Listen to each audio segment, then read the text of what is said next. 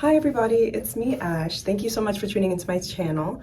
If you're new here, welcome. I talk about medical school, modeling, hair care, and anything else that I kind of feel like talking about. And if you're not new here, welcome back. You know, I love you, and I love that you came back for me. Thank you. Okay, composure. So yeah, today I want to talk a little bit about medical school, but what entirely about it. So if you've seen like my other videos, you know that I'm doing like this little like video chunk series about like that first semester of my second year, because things have changed. Like things change so quickly in medical school. Like you change so quickly in medical school, that like I do want to keep track of this, and I do want to document this, and I do want to like share my story just in case like other people have similar experiences in terms of like so much change. Yeah, so I've already talked about academics and like how that's changed from start of first year to like start of second year, and now I think I want to talk a little bit more about research.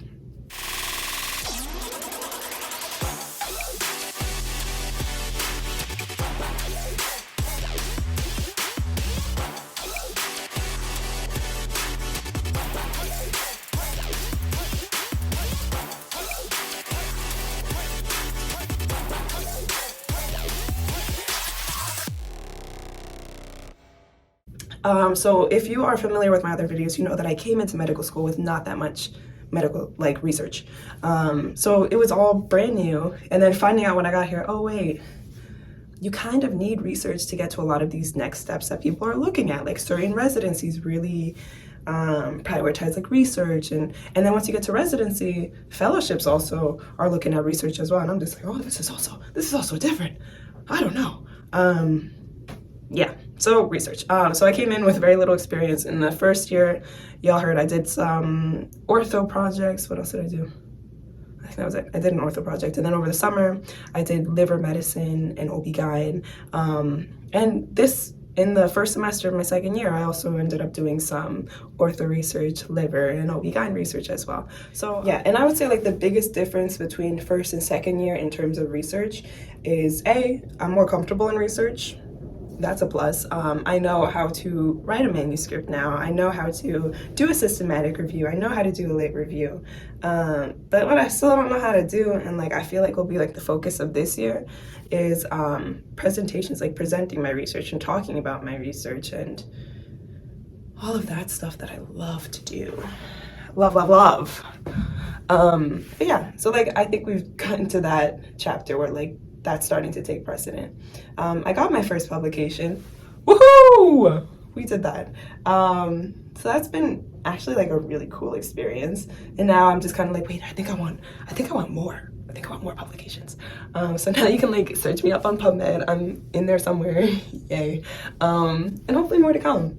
But it also made me think like, what do I really want out of research? Like what type of research do I really want to do? Do I want to do systematic reviews and meta-analyses and like fragility analyses and like clinical research? Like what do I actually want to do? So there's been a lot of questions on that, because it's like once you understand a little bit more so like how the process works and like the players involved and like the funding type of stuff, now it's like you can venture out and kind of do your own thing a little bit more. So I guess that's a little bit more where I am right now. And that's where I got the idea of like, all right, we did the thing. We understand the thing a little bit better, but now I want to do my own thing. And like what type of project do I want coming out of medical school? And then I spoke about this in like previous videos as well, but like making sure that I don't lose pieces of myself and still bringing like what's important to me into the research. Because research can take so many different forms, and like currently I'm interested in exploring the intersection of media and medicine, and thinking of like what my life would look like if I kind of like pursued more so media and medicine and like sat at that intersection. What if I made documentaries? What if I sat in and on like talk shows and things like that, wrote pieces, you know, things like that. I think that's where I'm starting to be drawn towards a little bit. Yeah, so further exploring that, and that might mean, so an idea that came up, and I'm just like sharing like ideas with y'all, and like, you know, none of it is like moving pieces yet, but like that's also what I do on this channel. Like these are like big things that are going through my mind at this point. Do I want to write a book? do I want to make a documentary? If I write a book, can I do that between like my third and fourth year, and especially in fourth year when I have more downtime? If I do a documentary, I don't think I could do that in downtime during fourth. I don't know if I can make that work. So I would probably need to do a scholarly year, and like who can fund the scholarly year? Because you don't get financially for a scholarly year. You usually get funded through the programs you do research with. And a lot of like the surgical programs and some internal medicine programs, they will fund your scholarly year. They'll make sure you'll have money for rent, for food, for your utilities, to basically keep yourself alive while you're doing research. And they might even give you a stipend to help fund like your research projects so that you can get more out of it. But when you start talking about like, I might want to do a documentary, not a lot of people step up and be like, I will pay for your documentary. Not entirely. So just kind of like figuring out right now, like, if I want this to work, like, how am I going to make this work? And also, do I need this? And the main answer that I've been getting is no, I don't need this. It's not something that, I don't need a scholarly year for the fields that I'm currently interested in. So this would be more so a project that like comes from here and like something that I want to do before starting residency, but I'm still trying to figure that out. Yeah, so like I've been talking to a lot of people lately about like some of the big differences between first and second year. I think in second year, like when you have more of a handle on like your academics in your classes, you start exploring like the other parts of medicine that interest you. What areas of research interest you? What intersections of medicine interest you? Like what career path may you want? Do you want public like clinic and like clinical I'm saying this wrong. Do you want like private practice? Do you want to be in a hospital? Do you want to do public health medicine? Like where do you want to sit in medicine? So a lot of these questions are coming up, and a lot of my research time this year has been spent wrapping up projects from last year, starting a few projects, like maybe one more project before third year, because like you do have to wrap up research before you start. Well, you don't have to, but most people end up wrapping up their research before they start their clinical rotations, because you won't have much time during clinical rotations in third year to conduct research. So just trying to wrap that up.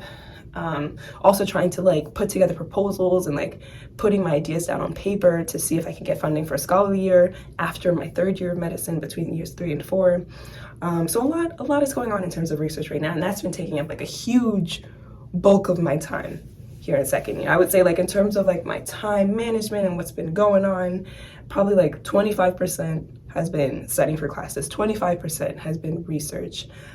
For a while, another 25%, especially in that first semester, was S&MA, which took so much out of me. But then we transitioned and everything was beautiful. And as of January of 2023, I was free from the shackles of S&MA.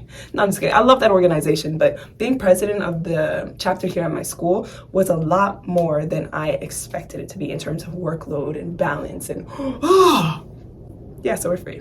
So yeah, it used to be like 25% classes, 25% research, 25% S&MA, and then 25% like life, family, things going on.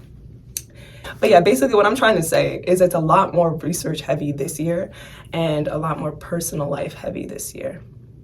And I kind of explained in this video like why like research has really upticked, because I feel like I went into medical school, people be like, oh, you got time, don't worry about it, just like find a good mentor right now, find a project where you can learn, and then later on you'll have time to like really do research in your area of interest. And that's true, but that's also not true. Like it's true if you're taking a scholarly year, yeah, you will have that time to like focus a full year on doing whatever researches you're interested in. But if you're not trying to take a scholarly year, then you've got your first 2 years of med school. It's harder to do research in your third year. And by the time your fourth year comes around, you're already applying. What are you gonna do with that? I don't know, that's just my hot take, but I'm just like, you got like your first 2 years of med school to do like the bulk of your research projects. Yeah, so there's that.